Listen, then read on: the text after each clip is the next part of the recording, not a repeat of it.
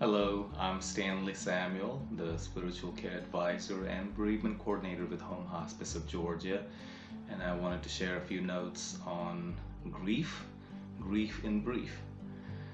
Grief, the word comes from gravis, the Latin for grief, which means to carry the burden of a loss. Grief is the experience of various emotions that accompany the sense of loss and is expressed over a period of time through the process of bereavement, which is unique to individuals. Every one of us grieves differently, and the period of bereavement is different for each individual. Emotions include, but are not limited to, shock, numbness, disbelief, denial, anxiety, depression, anger, rejection, and acceptance.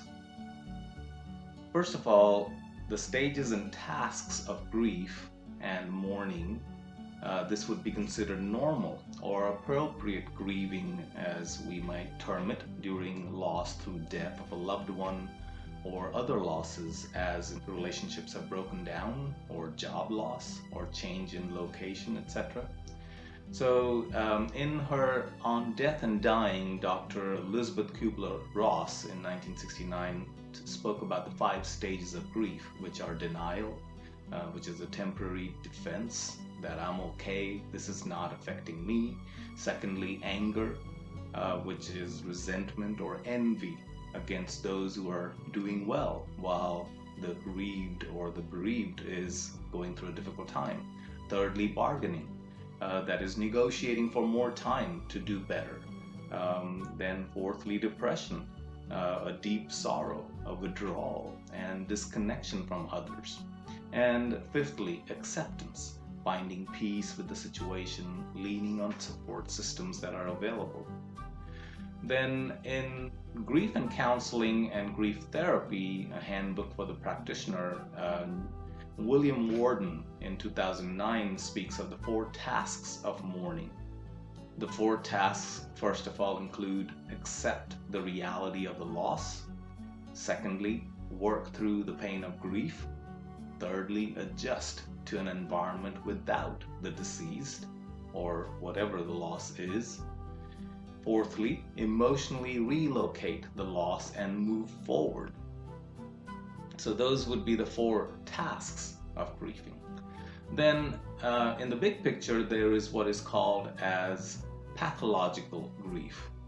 This would be considered as complicated grief or mourning, which can be intensified over a period of time, and the bereaved is unable to move forward with normal living.